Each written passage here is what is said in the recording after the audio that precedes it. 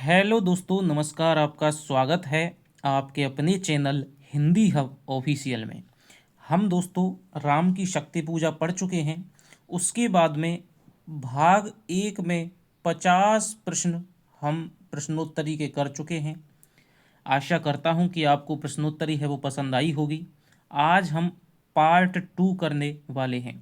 यदि आपने अभी तक हमारे साथ में राम की शक्ति पूजा नहीं पढ़ी है और उसकी जो प्रश्नोत्तरी है वो नहीं करी है, तो आप एक बार जा कर के डिस्क्रिप्शन बॉक्स में लिंक है, वहाँ से आप जा कर के पढ़िएगा। और गोदान उपन्यास पूरा का पूरा पढ़वा रखा है, उसके क्वेश्चन आंसरों का एक पार्ट है वो भी आ चुका है, तो आप जाकर के जल्दी से पढ़िएगा। और भी रचनाएं हैं, टेलीग्राम चैनल की भी लिंक है, वहाँ से आप जा सकते हैं। तो चलिए शुरू करते हैं दोस्तों। आज हमारा 50 क्वेश्चन हमने उस वीडियो में देखे थे। आज हम देखेंगे 51वां क्वेश्चन। युद्ध पश्चात राम और सेनापतियों की मंत्रणा वाली रात के संबंध में असंगत कथन कौन सा है? क्वेश्चन को ध्यान से पढ़िएगा। एक अच्छे खासे लेवल के जो लोग कहते हैं कि राम की शक्ति पूजा से क्वेश्चन है वो बन ही नहीं सकते, एक दो चार क्वेश्चन जामवंत के कथन, एक बार राम का कथन, ऐसे ही कथन आए हैं, तो आप हिंदी हब ऑफिशियल पे दोस्तों आ जाना। किसी भी टॉपिक पे यदि आपको जो लग रहा है कि इस पे तो क्वेश्चन क्या बनेंगे, तो आप यहाँ से आ जाना। आप देखना किस तरह के प्रश्नों का स्तर होता है। तो युद्ध पश्चात राम और सेनापतियों की मंत्रणा वाली रात के संबंध में असंगत कथन कौन सा है? पूर्णिमा की रात है परंतु गगन घना अंधकार उगल रहा है। पवन वातावरण के अनुरूप पूरी तरह से शांत है। विशाल सागर लगातार गर्जन कर रहा है। भूधर ध्यान में मग्न है और केवल एक मशाल जल रही है। यदि थोड़ा जल्दी हो रहा हो तो आप वीडियो को पॉज कर सकते हैं दोस्तों। तो देखिए, इस क्वेश्चन को हम देखते हैं कि राम की जो सेना है वो लौट आई है और सब क्या है, संध्या वंदन करने के पश्चात हनुमान जी जल लेकर के आए हैं। उन्होंने जल से हनुमान राम जी के जो चरण हैं वो धोए हैं। और सभी लोग अगले दिन की मंत्रणा करने के लिए, अगले दिन हमें किस प्रकार से, क्योंकि आज राम की सेना का पक्ष है वो निर्बल रहा है, तो उसके लिए सारे बैठे हुए हैं। तो उस रात्रि का, भयावह रात्रि का जो आरंभ हो रहा है, उसका यहाँ पर बताया गया है कि पूर्णिमा की रात है। यही दोस्तों यहाँ पर गलत हो जाएगा कि है अमानिशा उगलता गगन घन अंधकार, कि अमावस्या की रात है और उसमें भी क्या है, गगन है वो घना अंधकार उगल रहा है, तो ये कथन गलत हो जाएगा। स्तब्ध है पवन चार, तो ये कथन सही है। गरज रहा पीछे अंबुदी विशाल, तो ये भी बिल्कुल सही है। भूधर है ध्यान मग्न केवल जलती मशाल, तो ये भी लाइन सही है। तो इसका जो उत्तर हो जाएगा गलत, वो हो जाएगा पूर्णिमा की नहीं रात है, बल्कि किसकी रात है, अमावस्या की रात है। अगला प्रश्न है, केवल जलती मशाल पंक्ति के संदर्भ में अनुपयुक्त व्याख्या है। भयावह अंधकार के विरुद्ध प्रकाश के लड़ते रहने का संकेत है। निराशा में आशा के जीवित रहने की आकांक्षा है। रावण के निर्बल पक्ष की ओर इशारा है। कवि के विपरीत परिस्थितियों में संघर्षरत रहने की व्यंजना है। बताइए।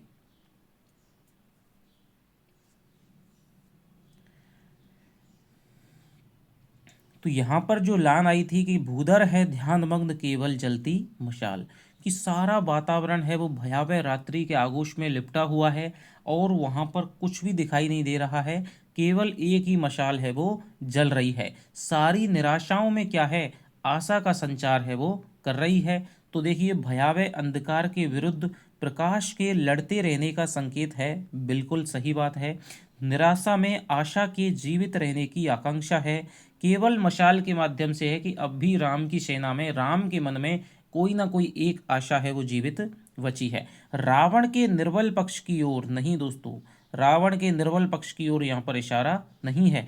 कवि के विपरीत परिस्थितियों में संघर्षरत रहने की व्यंजना है, ये भी बात सही है कि जो निराला का मन है उनके अंदर भी क्या है, कोई ना कोई एक ऐसी मसाल थी जो हमेशा जलती रहती थी। तो ये भी यहाँ पर सही हो जाएगा। तो इसका उत्तर हो जाएगा, रावण के निर्बल पक्ष की ओर इशारा नहीं है, बल्कि राम का ही क्या है, निर्बल पक्ष है जो व्यंजित हुआ है, कि उनके पक्ष में केवल एक ही मसाल जल रही है। आगे चलते हैं। अप्रतिहत गरज रहा पीछे अंबुधि, पंक्ति में अप्रतिहत शब्द का अर्थ क्या है? बिना आवाज के, लगातार, गर्जन, चोट खाया हुआ।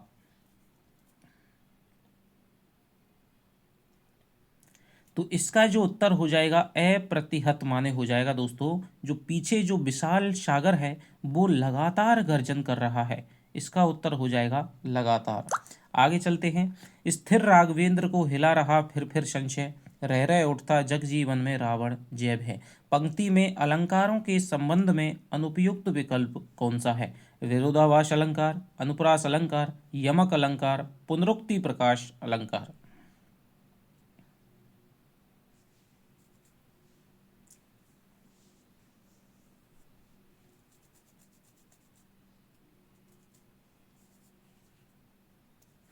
तो देखिए, स्थिर राघवेंद्र को हिला रहा फिर संशय, तो फिर में तो हो जाएगा हमारा पुनरुक्ति प्रकाश अलंकार।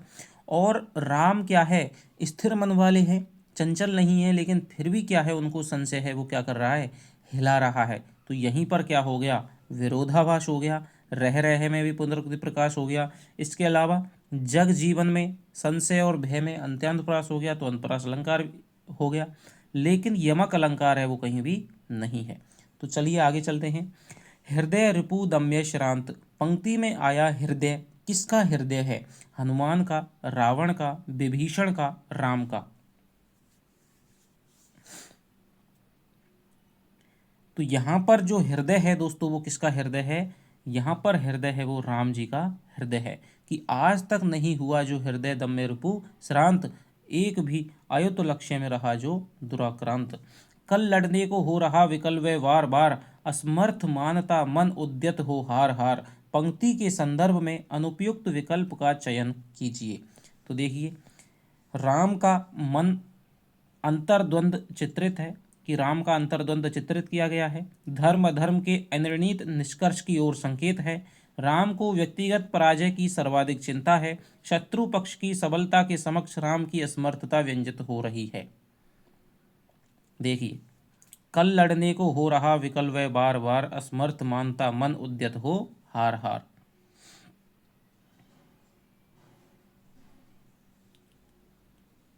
निराला जी कहते हैं कि राम का जो मन है, जो अब तक हजारों लाखों लक्ष्यों में क्या रहा था?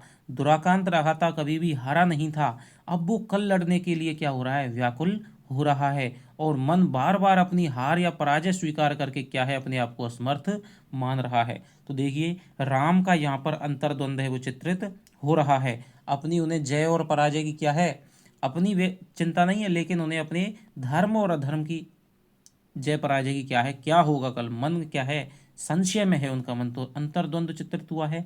धर्म अधर्म के अनिर्णीत निष्कर्ष की ओर संकेत है। अभी ये निर्णय नहीं हुआ है कि धर्म जीतेगा कि अधर्म जीतेगा, रावण की जय होगी कि मेरी जय होगी। लेकिन उन्हें शंका है कि रावण यदि जीत गया तो जो समाज में लोक कल्याण का जो है वो खत्म हो जाएगा। तो राम को व्यक्तिगत पराजय की चिंता नहीं है, बल्कि सामाजिक लोक कल्याण के, लोक मंगल के पतन की ओर चिंता है। कि यदि अधर्म रावण जीत गया तो फिर इस जनता का क्या होगा? शत्रु पक्ष की सबलता के समक्ष राम की असमर्थता व्यंजित हो रही है। तो इसका जो उत्तर हो जाएगा वो हो जाएगा कि राम को व्यक्तिगत पराजय की चिंता नहीं है। आगे चलते हैं। राम की शक्ति पूजा में आया पृथ्वी तनया कुमारिका शब्द समूह है किसके लिए प्रयुक्त हुआ है? राम के लिए, शक्ति के लिए, सीता के लिए, अंजना के लिए। बताइए।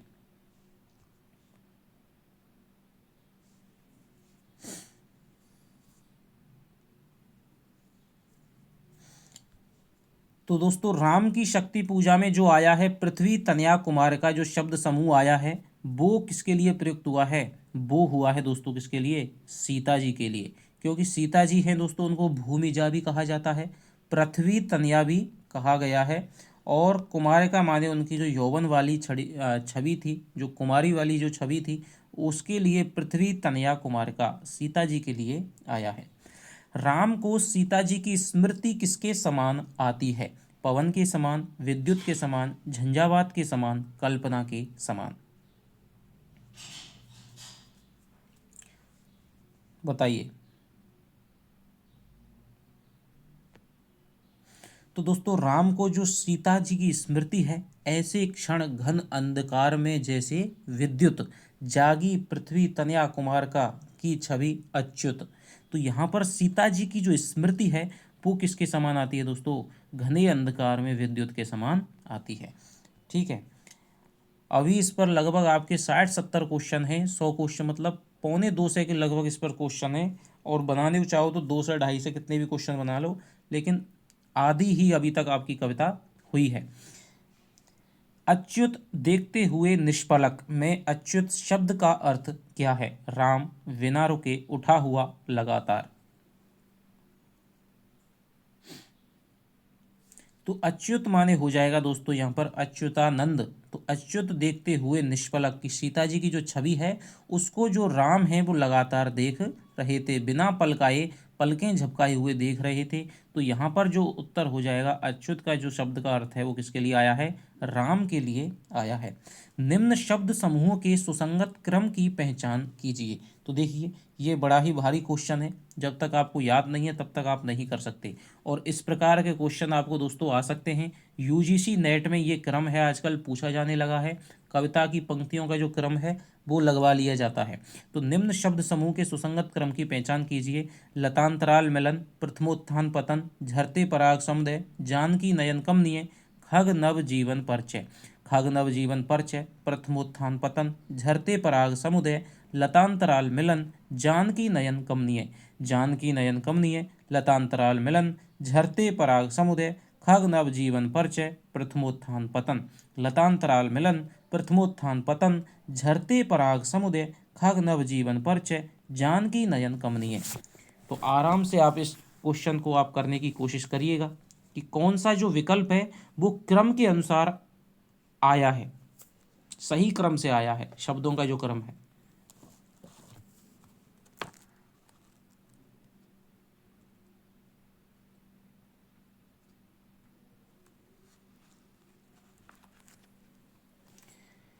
तो देखिए हम जानते हैं कि राम को क्या है, सीता जी की जो स्मृति है वो आ रही है। तो ऐसे क्षण घन अंधकार में जैसे विद्युत, जागी पृथ्वी तनया कुमार का की छवि अच्युत, देखते हुए निष्पलक, याद आया उपवन, प्रथम स्नेह का विदेह का, विदेह का प्रथम स्नेह का लतांतराल मिलन।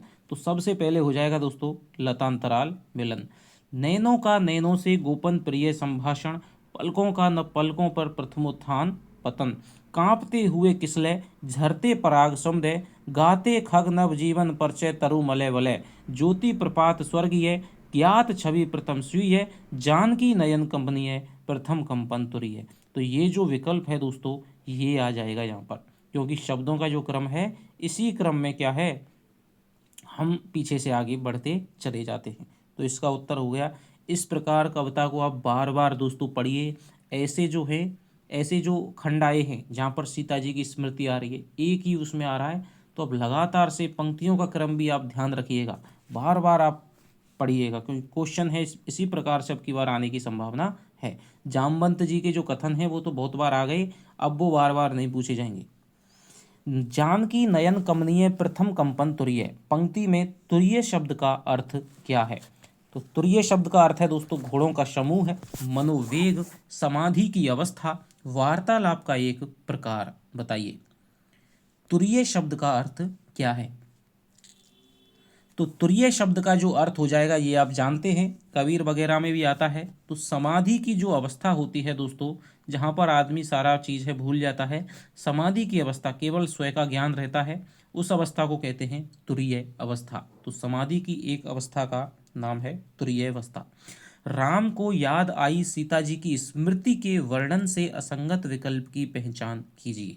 अब देखिए पिछली बार हमने शब्दों के माध्यम से वो चीज़ देखी थी, अब हम उसको व्याख्या यानी अर्थ के माध्यम से देख रहे हैं कि राम को सीता जी की स्मृति आती है, और उस वर्णन से निराला जी ने जो वर्णन किया है उससे गलत कथन कौन सा है? कि राजा जनक के उपवन में सीता जी से प्रथम मुलाकात हुई थी, नई नई कोपलें हिल रही थी और पराग कणों के समूह अधिक प्रसन्नता से झर रहे थे, प्रातःकालीन सूर्य का प्रकाश नदी के समान बह रहा था, चारों ओर सुगंध बिखराते चंदन वृक्षों का मंडल घेरे खड़ा था। बताइए पूरी कविता को इस तरह से खोल के रख दिया है कि आप एक नए ही दोस्तों संसार में पहुंच जाएंगे कि किस तरह से कविता है वो पढ़ी जाती है और कब हमारा क्वेश्चन है वो सही होता है।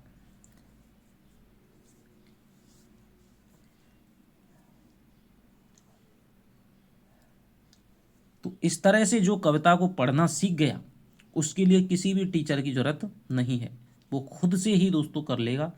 मेरा यही रहा है शुरू से। राम को देखो, सीता जी की स्मृति के वर्णन से असंगत है कि राजा जनक के प्रथम स्नेह का विदेह का, ठीक है, तो उपवन की याद आती है। विदेह यानी जनक के उपवन में सीता जी से प्रथम मुलाकात हुई, बिल्कुल सही बात है। नई नई कोपलें झरते पराग समते गाते खगनव जीवन परचय तरु मले वलय, तो नई नई कोपलें हिल रही थी, पराग कणों के जो समूह है अधिक प्रसन्नता से झर रहे थे, बिल्कुल ये भी बात सही है। झरते पराग समुदय कांपते हुए फिसले। प्रातःकालीन सूर्य का प्रपात है वो नदी के समान नहीं दोस्तों, ये क्या है, ज्योति प्रपात स्वर्गीय है। जो ज्योति यानी सूर्य का जो प्रकाश है वो झरने झरने के समान बह रहा था, तो ये कथन गलत हो जाएगा। चारों ओर सुगंधित बिखराते चंदन वृक्षों का मंडल घेरे खड़ा था, तो ये हो जाएगा क्या, तरु मलय वलय, यानी जो चंदन वृक्ष के जो वृक्ष हैं उनका क्या है, घेरा सा बना हुआ था और उसके भीतर क्या है, राम ने सीता जी का प्रथम बार साक्षात्कार किया था। तो यहाँ पर ये ऑप्शन है, तीसरा ऑप्शन है वो गलत हो जाएगा, बाकी के तीनों है वो सही हो जाएंगे। नदी के समान नहीं बह रहा था बल्कि किसके समान, झरने के समान बह रहा था। सेहरा तन क्षण भर भूला मन शब्द समूह है किसके लिए प्रयुक्त हुआ है, राम के लिए, सीता के लिए, हनुमान के लिए, विभीषण के लिए।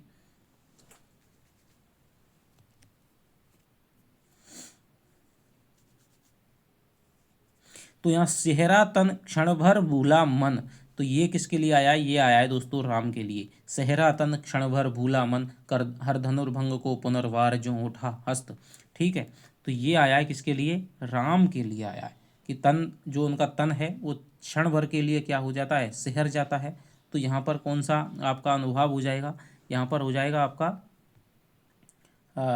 पुलक जो अनुभव है, पुलकना या जो होता है कंपन, वो अनुभव यहाँ पर हो जाएगा। तो राम के लिए हो जाएगा। आगे चलते हैं। जल रहे शलभ ज्यों रजनी चर, पंक्ति में शलभ शब्द का अर्थ क्या है, भाला, नुकीला, पतंगा, आकाश। यदि आप पढ़ रहे हैं तो दोस्तों प्रत्येक वीडियो इसी प्रकार की आपको मिलेगी, और यदि आपका कोई सगा संबंधी छोटा भाई पढ़ रहा है तो उस तक वीडियो को शेयर कीजिएगा यदि आप देख रहे हो तो।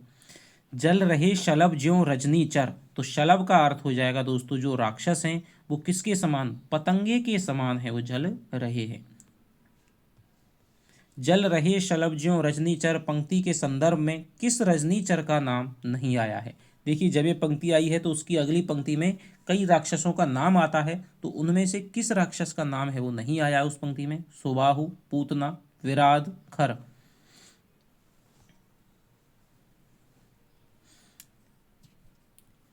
क्वेश्चन हालांकि आप ढंग से पढ़ेंगे तो इतने भी कठिन नहीं है, लेकिन आपको एक नए प्रकार का क्या है मैटर मिल रहा होगा तो आपको लग सकता है, लेकिन क्वेश्चन बहुत आसान है ऑप्शन के हिसाब से।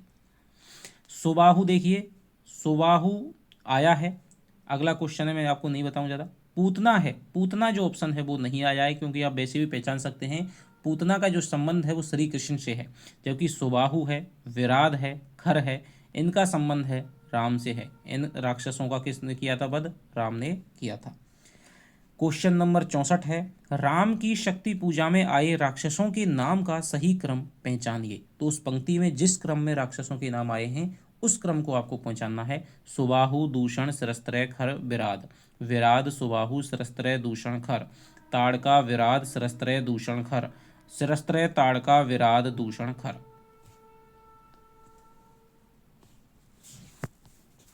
बताइए।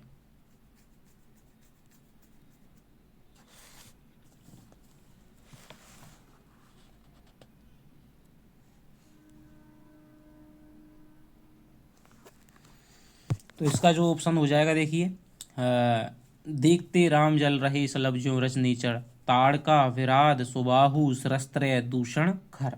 तो ये जो ऑप्शन है ताड़का, विराध, सरस्त्रय, दूषण, खर, सुबाहु का नाम इसमें नहीं आया है, लेकिन क्रम से तो यही नाम है, बाकी के क्रम है वो अनमेल हैं, बेमेल हैं।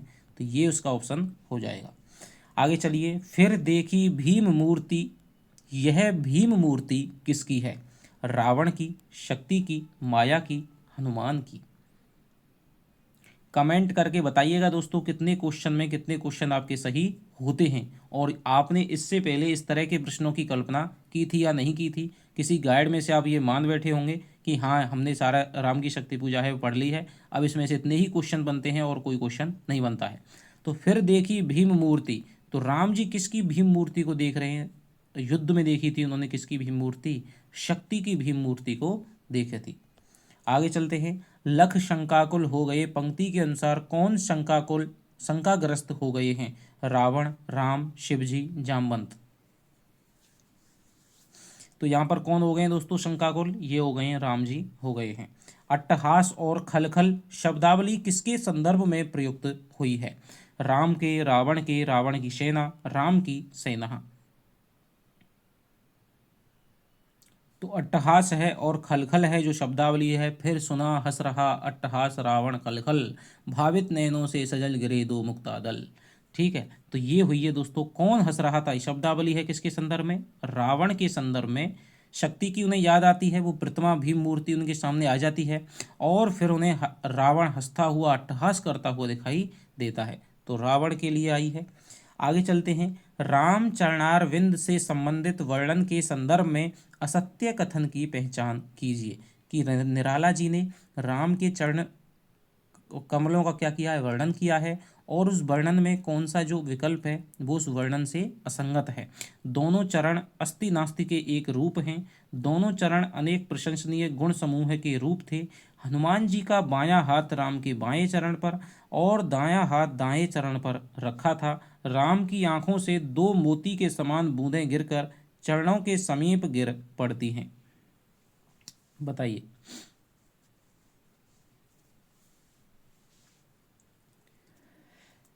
तो रामचरण देखते राम चरणारविंद, युग अस्ति नास्ति के एक रूप गुण गण अनिंद्य। तो अस्ति नास्ति के रूप हैं, गुण गण अनंद हैं, और साधना मध्य भी साम्य वाम कर दक्षिण पर, दक्षिण कर तल पर, वाम चरण कपिपर गदगद। तो जिनका जो बायां हाथ है दोस्तों, ठीक है, वो दक्षिण पद पर, यानी कि जो बायां हाथ है, मैंने आपको कविता पढ़ाते समय खूब आराम से इसकी बताया था कि जो बायां हाथ है वो तो दाएं चरण पर रखा है, और दायां हाथ है वो बाएं चरण पर रखा हुआ है। इससे संबंधित आगे भी क्वेश्चन आने वाला है, तो ये है, ये ऑप्शन गलत हो जाएगा। राम की आंखों से भावित नैनों से सजल गिरे दो मुक्तादल, तो दो मोती के समान बूंदें गिरकर चरणों के समीप है वो गिर पड़ती हैं, तो ये भी ऑप्शन हमारा सही है। तीसरा ऑप्शन इसका गलत है। कमेंट करके ज़रूर दोस्तों बताइएगा, आपकी कमेंट से मोटिवेशन मिलता है आपके लिए ही और अधिक अच्छा करने का। क्वेश्चन नंबर 69 है, हनुमान जी की भक्ति के संदर्भ में असत्य कथन की पहचान कीजिए। हनुमान की भक्ति में राम के प्रति पूर्ण समर्पण भाव द्रष्टव्य है, निर्गुण और सगुण का विरोध दिखाई देता है, अद्वैत भाव का सुंदर सामंजस्य है, वामपंथी और दक्षिणपंथी साधना में समन्वय दिखाई देता है।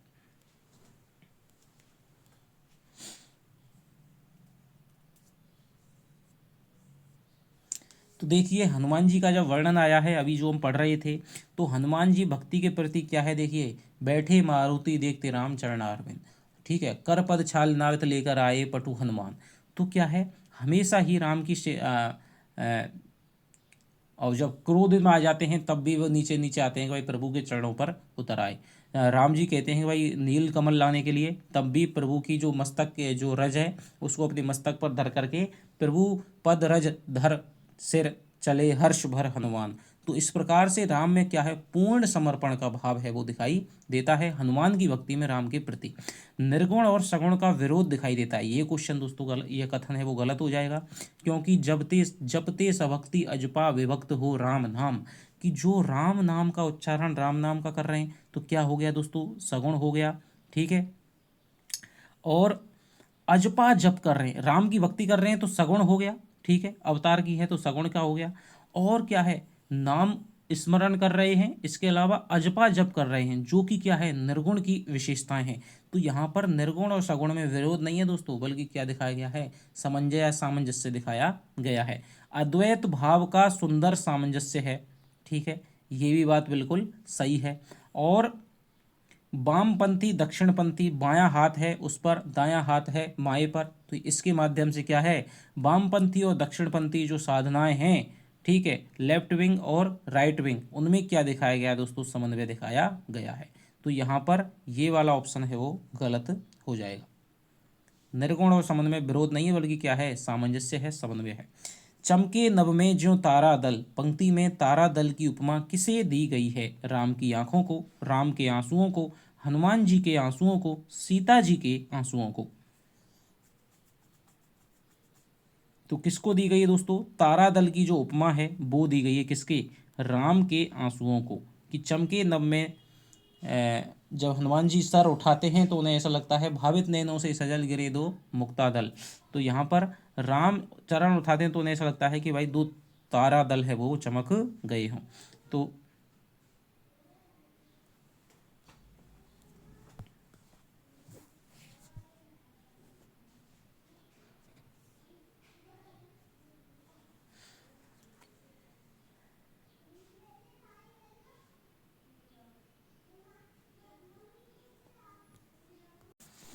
हाँ, तो दोस्तों ये क्या है, आंसुओं को, राम के आंसुओं को ही क्या है, इसकी क्या दी गई है, तारा दल की उपमा दी गई है। कि क्या कह रहे हैं कि देखा कपिने चमके नभ में जो तारा दल, ये नहीं चरण राम के बने श्यामा के। कि क्योंकि हनुमान है वो साधना में, देखिए अजपा जप, कितना बढ़िया, देखिए क्या उदाहरण दिया है। अजपा जप कर रहे हैं, राम नाम का स्मरण कर रहे हैं, तो जो हनुमान जी के मन की जो स्थिति है वो शून्य अवस्था में पहुंच गई है। और शून्य को क्या कहते हैं, नभ भी कहते हैं। तो ऐसा लग रहा है जैसे दो बूंदें गिरी हों, तो ऐसा लग रहा है कि शून्य यानी आकाश में क्या है, दो तारे चमक गए हों। तो वो दो बूंदों को देखते हैं तो वो तारे के समान उन्हें दिखाई देती हैं। तो राम के आंसुओं को, ये नहीं चरण राम के बने श्यामा के शुभ, पंक्ति में कौन सा अलंकार प्रमुख है? श्लेष अलंकार, अपनति अलंकार, यमक अलंकार, विरोधाभास अलंकार। तो ये पंक्ति आपको देखिए, इस पूरी कविता में दो लाइन ऐसी आई हैं जहाँ पर ये अलंकार है बहुत ज़्यादा सटीक बैठता है। और एक बार तो ये पूछा भी जा चुका है, ये नहीं पूछा है, ये नहीं चरण राम के बने श्यामा के शोभ। जब कोई उपमान दे करके उसका निषेध करके दूसरा उपमान से तुलना की जाती है तो वहाँ पर अपनति अलंकार है वो होता है। कि ये चरण नहीं राम के, ये राम के चरण नहीं है, बने श्यामा के शुभ। कि ये तो स्वयं श्यामा के क्या है, शुभ चरण है। तो अपनति अलंकार हो जाएगा। राम के आंसुओं को कौन सी उपमा नहीं दी गई है? दो तारों की, दो हीरों की, दो मणियों की, दो नील रत्नों की।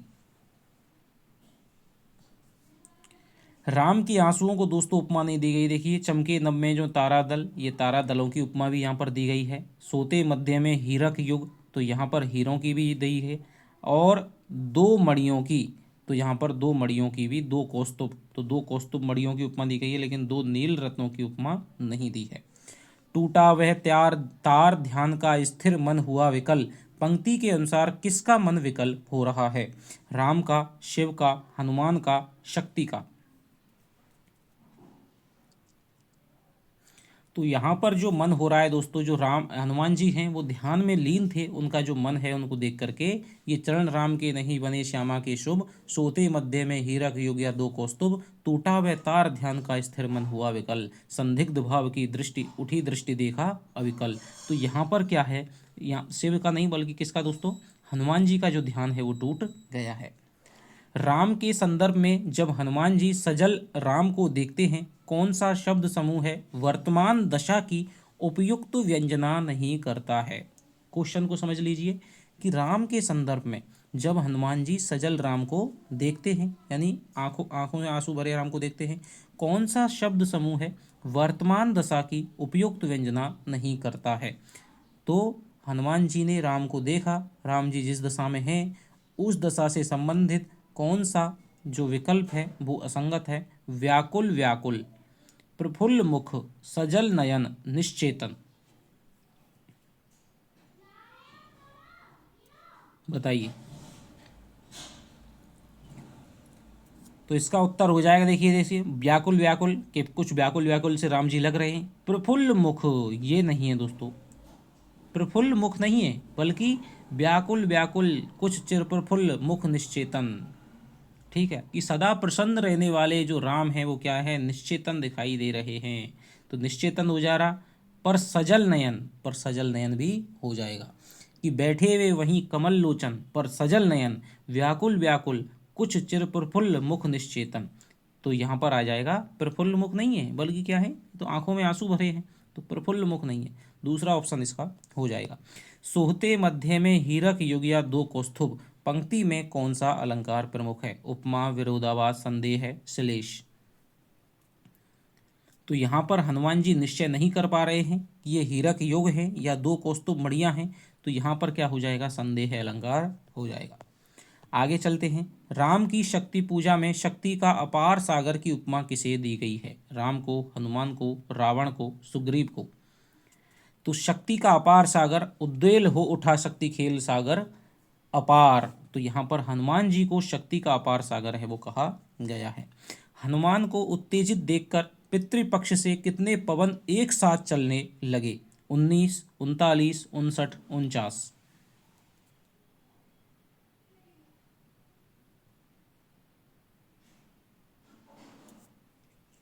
तो 49 पवन पिता पक्ष से तुमुल, ठीक है, तो 49 पवन हैं वो उनके पितृपक्ष, यानी कि जो पवन उनके देव पवन पिता हैं उनके तरफ से उनके समर्थन में चलने लगते हैं। प्रलयकालीन ये कहा जाता है कि जब प्रलय आता है तब एक साथ क्या है, पवन है वो ये चलते हैं।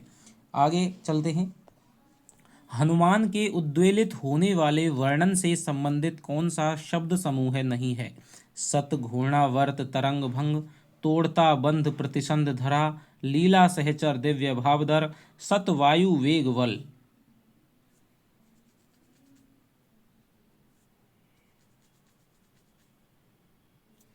तो देखिए यहाँ पर हनुमान जी उद्वेलित होते हैं कि शत, घूर्णा, वर्त, तरंग, भंग, उठते पहाड़, जल राशि राशि जल पर चढ़ता खाता पछाड़, तोड़ता बंद प्रतिसंध, धरा हो स्फीत वक्ष, दिग्विजय प्रतिपल समर्थ बढ़ता समक्ष, सतवायु वेग बल डूबा अतल में देश भाव।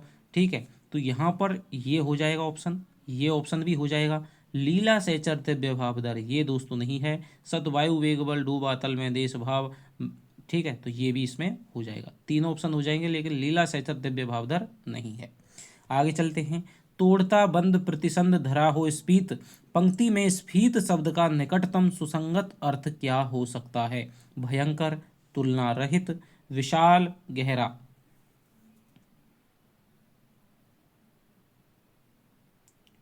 तोड़ता बंध प्रतिसंध धरा हो स्फीत, पंक्ति में स्फीत का निकटतम सुसंगत अर्थ क्या हो सकता है? तो स्फीत यानी कि क्या है दोस्तों? विशाल, उनका जो वक्ष है इसका अर्थ हो जाएगा विशाल, ठीक है, या चौड़ा। राम की शक्ति पूजा में हनुमान के लिए आई उपमाओं और संज्ञाओं में से असत्य है? एकादश रुद्र, राम पूजन प्रताप तेज प्रसार, रघुनंदन कूजित, श्यामा के पदतल भार धरण।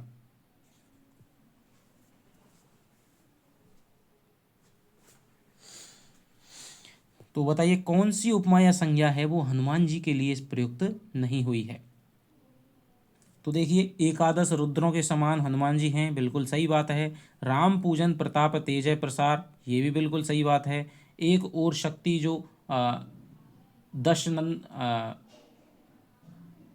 दस स्कंद पूजित, इस और रुद्र बंदन जो रघुनंदन कूजित, तो यहाँ पर ये भी बात है कि रघुनंदन क्या है, इनकी रघुनंदन कूजित हैं। लेकिन श्यामा के पततल भाव धरण हरमंद स्वर, बोले संबरो देवी रही निस्तेज बानर, तो यहाँ पर श्यामा के पैरों का जो भार धारण करने वाले हैं वो तो कौन है भैया? शिव जी हैं। तो ये हनुमान जी के लिए नहीं आया है, तीनों हैं वो हनुमान जी के लिए आए हैं। आगे चलते हैं। हनुमान के महाकाश को निगलने को देखकर कौन क्षण भर के लिए चंचल हो जाते हैं? राम, शिव, इंद्र, ब्रह्मा। तो कौन हो जाते हैं दोस्तों क्षण भर हुए विकल? कौन हो जाते हैं साहब? ये हो जाते हैं शिव जी हो जाते हैं, विकल हो जाते हैं। विद्या का ले आश्रय इस मन को दो प्रबोध, किसका कथन है? राम का, शिव का, अंजना देवी का, जामवंत का। बताइए। तो ये जो कथन है विद्या का ले आश्रय इस मन को दो प्रबोध, झुक जाएगा कभी निश्चय दूर होगा रोध, तो ये हो जाएगा किसका है? शिव जी का ये कथन है। राम की शक्ति पूजा में आए संबरो शब्द का सही अर्थ है? रोको, सावधान, तैयार, विनाश। तो संभ्रो माने हो जाएगा दोस्तों, क्या हो जाएगा, संभ्रो माने हो जाएगा आपका रोको, कि हे दोवी तुम क्या करो, हनुमान जी को किसी भी तरह रोको। कौन सी शब्दावली हनुमान जी से संबंधित नहीं है? चिर ब्रह्मचर्य रत, पुरुषोत्तम के सर्वोत्तम, लीला सहचर, हर मंद्र स्वर। तो अभी मैंने आपको बता दिया था कि जो हनुमान है वो क्या है, चिर ब्रह्मचर्य रत है, पुरुषोत्तम की सर्वोत्तम अनन्य है, लीला सहचर भी हैं, लेकिन हर मंत्र स्वर यानी हर माने शिवजी, और मंत्र स्वर माने गगन के बादलों के समान गंभीर वाणी में बोलते हैं। तो ये ऑप्शन गलत हो जाएगा। आगे चलिए, हनुमान के संबंध में आई शब्दावली के सही क्रम वाले विकल्प को छांटिए। श्रृंगार युग्मगत दिव्य भावधर अर्चना राम की अनन्य लीला सहचर अक्षय शरीर, दिव्य भावधर अर्चना राम की अनन्य लीला सहचर अक्षय शरीर, श्रृंगार युग्मगत अर्चना राम की अक्षय शरीर अनन्य लीला सहचर दिव्य भावधर, अक्षय शरीर दिव्य भावधर श्रृंगार युग्मगत अर्चना राम की अनन्य लीला सहचर। बताइए।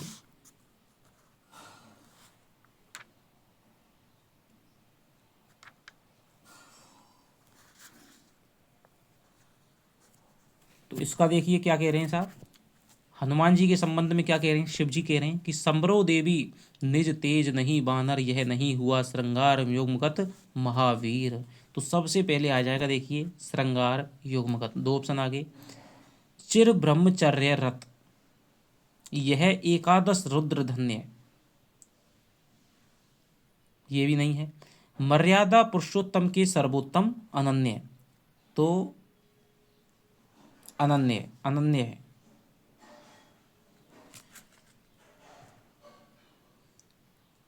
अर्चना, हाँ, बोले संभ्रो देवी निज तेज नहीं बानर, यह नहीं हुआ श्रृंगार युग्मगत, तो सबसे पहले तो ये आ जाएगा श्रृंगार युग्मगत महावीर, अर्चना राम की मूर्तिमान अक्षय शरीर, दूसरे पे ये आ जाएगा अक्षय शरीर आ जाएगा, तीसरे पे अनन्य चिर ब्रह्मचर्य रत, ये एकादश रुद्र धन्य, मर्यादा पुरुषोत्तम के सर्वोत्तम अनन्य, लीला सहचर दिव्य भावधर, ठीक है, दिव्य भावधर, इन पर प्रहार करने पर होगी देवी तुम्हारी विषम हार। तो यहाँ पर ये जो ऑप्शन है वो सही क्रम से है। आगे चलते हैं, हनुमान के वर्णन से संबंधित असंगत व्याख्या है। हनुमान कभी नारी के प्रेम पाश में नहीं बंधे थे। हनुमान जी का शरीर अमिट था क्योंकि वे आजन्म ब्रह्मचारी थे। वे पवित्र भावों के धारण करता तथा राम के सर्वश्रेष्ठ अनन्य लीला सहचर थे। क्रोधित हनुमान जी को महाशक्ति पराजित कर सकती थी। तो देखिए क्या है, हनुमान जी नहीं हुआ श्रृंगार युग्मगत महावीर, कि कभी भी श्रृंगार के काम वासना के अधीन होकर के हनुमान जी हैं वो नहीं बंधे हैं नारी के प्रेम पाश में। हनुमान जी का महावीर अक्षय शरीर था क्योंकि चिर ब्रह्मचर्य रत, माने सदा से आजन्म से क्या थे, ब्रह्मचारी थे। दिव्य भावधर और मर्यादा पुरुषोत्तम के सर्वोत्तम अनन्य, तो ये भी बात सही है। क्रोधित हन कि हे देवी करने पर तुम्हारी होगी विषम हार, तो यहाँ पर महाशक्ति पराजित नहीं कर सकती थी, बल्कि क्रोधित हनुमान जी से यदि महाशक्ति लड़ती तो उनकी भी क्या होती, बहुत बुरी तरह से हार होती। तो ये शिव जी कह रहे हैं दोस्तों। क्या असंभाव्य हो यह राघव के लिए धार्य, किसका किससे कथन है? रावण का राम से, शिव का शक्ति से, शक्ति का शिव से, अंजना का हनुमान से। तो क्या असंभाव्य हो यह राघव के लिए धार्य, तो ये जो कथन है दोस्तों वो अंजना देवी है। हालांकि वो मां शक्ति ही है, लेकिन यदि पात्र के रूप में आएगा दोस्तों वो क्या होगा, अंजना होगा। और अंजना का हनुमान से यह कथन है कि छोड़कर धर्म का तुम कार्य क्या कर रहे हो, क्या असंभाव्य हो यह राघव के लिए धार्य। तो अंजना का हनुमान से कथन है। यह वही भाव कर रहा तुम्हें व्याकुल रह रहे, तुम्हें शब्द किसके लिए आया है, रावण, राम, शिव, हनुमान। तो यहाँ पर जो तुम्हें शब्द है, तो अंजना देवी माता कह रही है कि नहीं रहा तुम्हें बालक केवल, रवि को जब तुमने लिया निगल, तो यही भाव कर रहा तुम्हें व्याकुल रह रहे। तो हनुमान जी से कह रही है। राम की शक्ति पूजा में शिवजी का निवास स्थल कहाँ बताया गया है? कैलाश पर्वत पर, महाकाश में, हिमालय पर, राघव के मन में।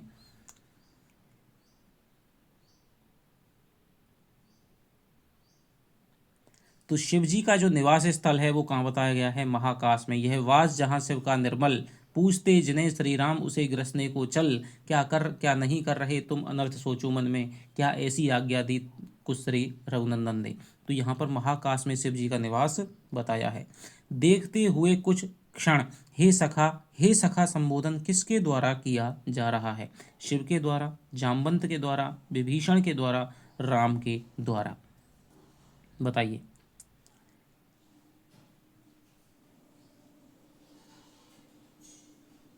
तो यहाँ पर जो हे शका जो संबोधन है दोस्तों वो किसके द्वारा किया जा रहा है? हे शका विभीषण, हे देखते हुए विषण्ण मुख कुछ क्षण, हे सखा विभीषण बोले आज प्रसन्न वदन।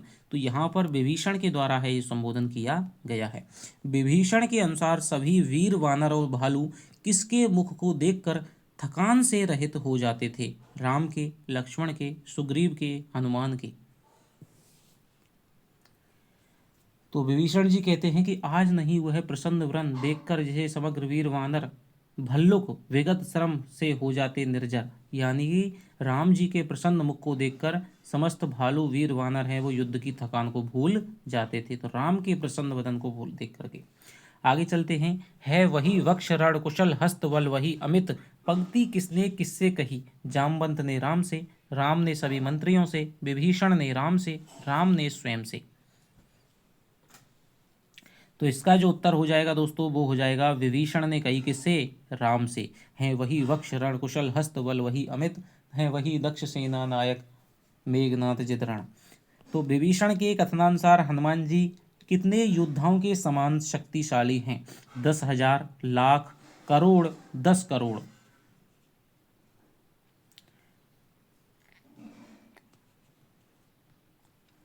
तो देखिए विभीषण के कथनानुसार हनुमान जी हैं वो कितने हैं? एक वही अर्बुद सम महावीर।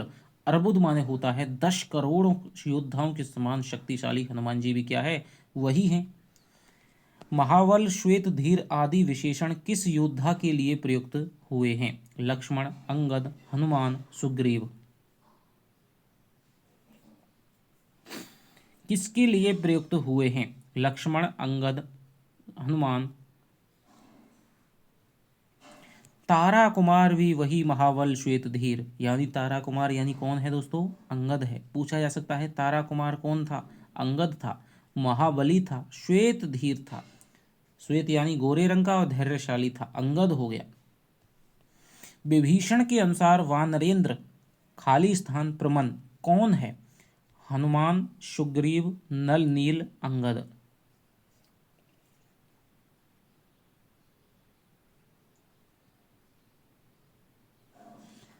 तो वानरेंद्र सुग्रीव प्रमन, सुग्रीव आ जाएगा, खाली स्थान में आ जाएगा सुग्रीव आ जाएगा।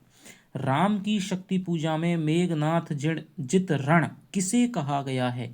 हनुमान को, लक्ष्मण को, अंगद को, राम को। मेघनाथ जित रण तो ये कहा गया है किसको दोस्तों? राम की शक्ति पूजा में कहा गया है लक्ष्मण को। कौन सा कथन राम से विभीषण का नहीं है? है वही दक्ष सेना नायक, है वही समर, रघुकुल गौरव लघु हुए जा रहे तुम इस क्षण, यह नहीं रहा नरवानर का राक्षस से रण, बैठा उपवन में देगा दुख सीता को फिर। बताइए। क्वेश्चन करने के बाद फिर से एक बार आप कविता की समरी है वो लगाइएगा, तब आपको और पता चलेगा किस तरह से कहाँ कहाँ पर हमें ध्यान देना चाहिए। और इसी प्रकार से प्रत्येक कविता को पढ़िएगा, जिसको हिंदी हब ऑफिशियल विशेष अच्छी तरह से आपको इसी प्रकार से व्याख्या करके आपको पढ़ पाता है। एक बार आप राम की शक्ति पूजा पढ़ करके देखिएगा। कौन सा कथन राम से विभीषण का नहीं है? तो देखिए ये कथन है, रघुकुल गौरव ये कथन है, यह कथन नहीं है। यह नहीं रहा नरवानर से राक्षस से रण, उतरी महाशक्ति रावण से पा आमंत्रण। तो ये स्वयं राम का कथन है, बैठा उपवन में देगा दुख सीता को फिर। तो ये भी क्या है? विभीषण का कथन है।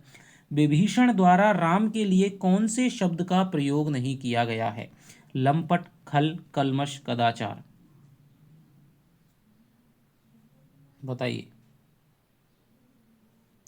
किस शब्द का प्रयोग है विभीषण के द्वारा रावण के लिए नहीं किया गया है? रावण लंपट हो गया, खल हो गया, कलमश हो गया, कदाचार दोस्तों नहीं है, बल्कि किस शब्द का प्रयोग है? गताचार है। विभीषण द्वारा प्रयुक्त शब्दों का सही क्रम पहचानिए। कलमश गताचार लंपट खल, खल लंपट कलमश गताचार, गताचार लंपट खल कलमश, लंपट खल कलमश गताचार। तो रावण रावण लंपट खल कलमश गताचार, तो ये जो ऑप्शन है वो इसका सही हो जाएगा। कल कूजित पिक शब्द समूह है किसके संदर्भ में प्रयुक्त हुआ है? रावण के, राम के, स्वयं के, रावण के, पार्षदों के। यानी विभीषण ने कल कूजित पिक है वो शब्द समूह प्रयुक्त किया है, वो किसके लिए प्रयुक्त किया है? रावण के लिए, राम के लिए, स्वयं के लिए, रावण के, पार्षदों के लिए। बताइए। तो यहाँ पर क्या है? वसंत में सुनता कल कूजित पिक, तो रावण हे राम तुम्हें धिक धिक। तो यहाँ पर जो कल कूजित यानी कि वो क्या है? अपने वन में बैठ कर के वसंत में क्या है? कोयल की मधुर कूक सुनेगा और ऐसा तुम्हारे लिए राम धिक्कार है। तो यहाँ पर क्या हो गया? राम हो गया दोस्त, राम नहीं, रावण के लिए दोस्तों क्या हुआ है? ये प्रयुक्त हुआ है। तो ये कल कूजित पिक आया है किसके लिए? रावण के लिए। तो ये रहे दोस्तों हमारे 100 क्वेश्चन। इस वीडियो को आपका सपोर्ट मिलेगा तो अगली वीडियो भी आपकी जल्द आएगी। तो आशा करता हूँ कि आपको प्रश्न है वो समझ में आ रहे होंगे। कितने कितने आपके प्रश्न सही हुए आप कमेंट में लिख करके ज़रूर बताइएगा, जिससे और भी प्रश्नों का स्तर है वो किस प्रकार रखना है, क्या बनाना है, वो हमें थोड़ा सा पता चलता रहे। थोड़ा सा सपोर्ट करिएगा दोस्तों, लाइक करिए, कमेंट करिए, अपने साथियों के साथ में वीडियो को शेयर करिए। तो चलिए आपसे मिलता हूँ अगली वीडियो में। तब तक के लिए दोस्तों बाय बाय, जय हिंद, जय भारत।